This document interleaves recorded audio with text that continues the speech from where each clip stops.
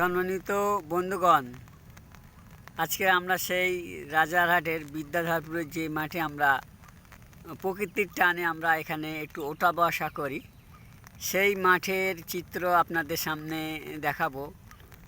বৃষ্টিতে জলে একদম থই থই করছে, পুরো ভরে গেছে।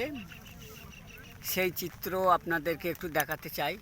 পুরো মাঠটা পুরো জলে ভরে গেছে, সেটা দেখুন। পুরো কানায় কানায়, মেন ঢালাই রাস্তার কানায় কানায় চলে এসছে।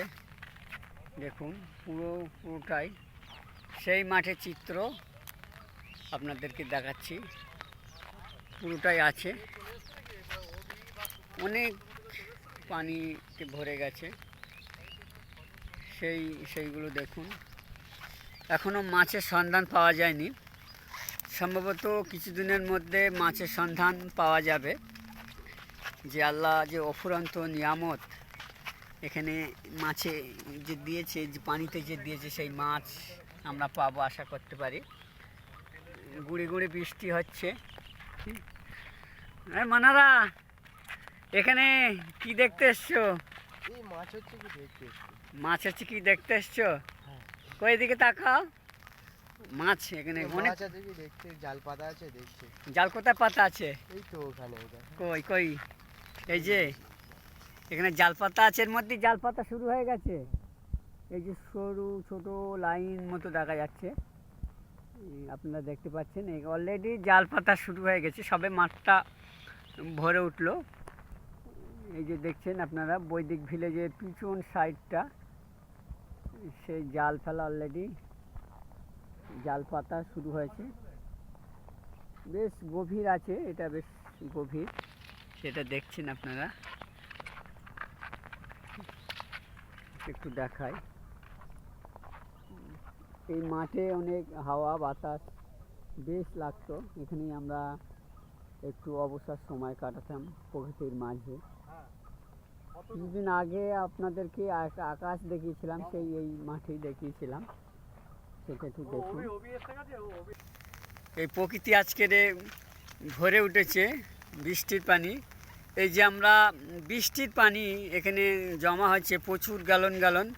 বৃষ্টির পানি ছাড়া কিন্তু কোনো মিষ্টির পানি উৎস নেই। এই পানি মাটির তলায় চলে যায়, সেটাকে আমরা পাম্প করে আমরা সেটাকে খাই। এটা আল্লাহ আমাদের জন্য সংরক্ষণ করেছে, এটা পাঠিয়ে দিয়েছে। তা আমরা কাকাকে পেয়েছি, যে কাকাকে নিয়ে আমরা ঘুরতে বার হই বৈকালটা। আমি সেই কাকাকে একটু দেখাচ্ছি। কাকা, বলেন যদি কিছু বলো ওই প্রাকৃতিক সম্পর্কে, দর্শকদের উদ্দেশ্যে যদি কিছু বলতে চাও। প্রথমেই বলি কাকা, আমরা তো তোমার ভিডিও বিগত কিছুদিন ধরে দেখছি। খুবই সুন্দর একটা মুহূর্ত, যে চাঁদপুরের অনেক কিছু ঐতিহ্য আছে যেগুলো আমরা সচরাচর দেখতে পাই না, সেগুলো এখন তোমার এই ফেসবুক লাইভের মাধ্যমে এখন আমরা দেখার অনেকটা পারছি। যারা জানে না তারাও অনেক কিছু জানতে পারছে। সত্যি এটা দৃশ্য দেখার মতো। প্রকৃতির কি অসীম খেলা। যখন বৃষ্টি হচ্ছে, মানুষ বলছে কেন বৃষ্টি হচ্ছে, এখন এই বৃষ্টিকে আর পছন্দ করছে না। হ্যাঁ, কিন্তু জীবনের সুখ আর দুঃখ যদি না থাকে তাহলে তো এর মর্মটাই অর্থহীন হয়ে যায় না। সুখ দুঃখের মাঝেই আমাদের এই পৃথিবীটা। এমন সব কিছুর মধ্যে সুখ যেমন থাকা দরকার, তার মধ্যে দুঃখ থাকা তো অবশ্যই জরুরি। তো এরকমই জীবনের ক্ষেত্রে যেমন, তেমনই আবহাওয়ার ক্ষেত্রেও তেমন। শুধু যদি বর্ষায় ভালো লাগে না, এর মাঝে একটু কখন আমরা ভাবছি যে কখন এর পরে শীত আসবে, আবার শীত আসবে মানে যে কখন গরম আসবে। তো এই যে প্রকৃতির যে রহস্যময়ের সঙ্গে আমাদের জীবনের যে একটা জড়িত আছে, সেগুলো সত্যিই এটা একটা মানে ভাবলে এক কথায় কি বলবো, মানে অসাধারণ। দেখ, আমরা প্রতিদিনই এই মাঠটায় আমি কাকা প্রতিদিনই আমরা এই মাঠে আসি। প্রকৃতির সৌন্দর্যটা একটুখানি জাস্ট নিজের সময় তো নেই, এইটাই একটা আমাদের নিজের সময়। এছাড়া কোনো নিজের বলতে কিছু নেই, সব পরের জন্য সময় দেওয়া হয়, নিজের বলতে কিছু নেই। তো আজকে আমাদের পাশে এই যে বৈদিক ভিলেজটা আমার কাকা আসতে দেখাচ্ছে, তো এই যে মাঠটা আমরা ফাঁকা দেখছি, হয়তো আগামী 2-3 বছরের মধ্যে হয়তো মাঠটা আমরা আর এখানে আসতে পারবো না। কারণ হয়তো এখানে আমরা দেখবো যে অনেক ইমারত গড়ে উঠছে, বড় বিল্ডিং গড়ে উঠছে, তার মধ্যে আমাদের হয়তো এটা ছোট্ট একটা রাস্তা, এই যে আমরা যেখানে যাই সেইটুকু হয়তো থাকবে, বাকিটুকু হয়তো আমরা আর দেখতেই পাবো না। ওইটা কি ভাঙড় রোড গিয়েছে? হ্যাঁ, এটা আমাদের সামনে, এটা ভাঙড় রোড। হ্যাঁ, এখানে আর সব ইমারত- ভাঙড়ের এখান থেকে কি আবার নিউ টাউন কি শুরু হচ্ছে আবার? হ্যাঁ, এখান থেকে এখন এই যে নিউটন খুব কাছাকাছি হয়ে গেছে, পাশেই আমাদের একটা কোম্পানি অলরেডি কিছুদিন ধরে ভালো লঞ্চ করেছে। এখানে আছে বৈদিক ভিলেজ আছে পাশেই, নিতু ডেভেলপার্স আছে। হ্যাঁ, এরকম অনেক কিছু এখানে আমাদের উঠছে। আর পাশ দিয়ে আমাদের কিছু দূর গেলেই নিউ টাউন সংলগ্ন। হ্যাঁ, মানুষ এখন দূর দূর থেকে এদিকে আসতে চাইছে প্রকৃতির সৌন্দর্য উপভোগ করতে। আমরাও গর্ব করে বলতে পারি যে আমাদের বাড়ির চাঁদপুর অঞ্চলের মধ্যে বৈদিক ভিলেজ আছে।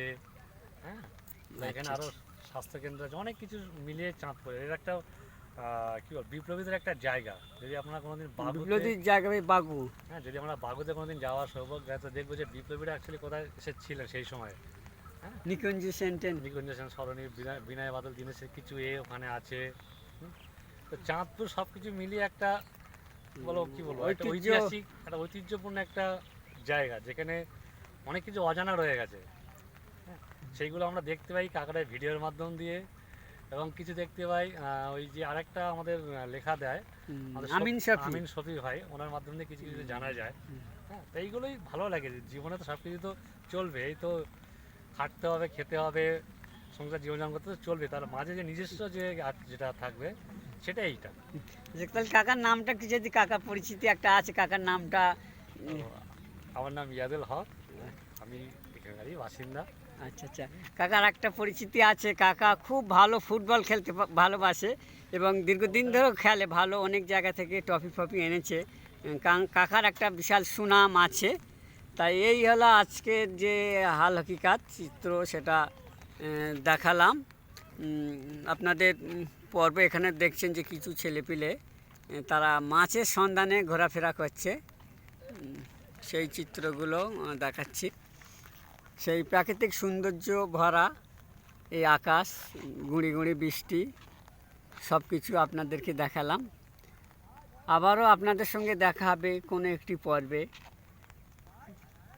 ততক্ষণ ভালো থাকুন, সাবধানে থাকুন। আমাদের এই বৈচিত্র্যময় ভারতবর্ষ, আমরা সকলেই যেন ভাই ভাই হয়ে থাকি। হিন্দু, মুসলিম, শিখ, ঈসাই, আমাদের হৃদয় ভারতের সঙ্গে আমরা যেন একত্ববোধ বজায় করি। আমরা একটা সুন্দর ভারতবর্ষ যেন গড়ে তুলতে পারি। আমরা চাইব যে সকলাই সুন্দর থাকুন, ভালো থাকুন। সবাই কেমন আছো? সব ভালো আছো? কোথায় বার হয়েছে সব? একটু ঘোরাফেরা হচ্ছে। হ্যাঁ, লাইন দিয়ে সারি সারি সব উঠতি বয়সের ছেলেপিলে। ধন্যবাদ, আজকে এইটুকুই।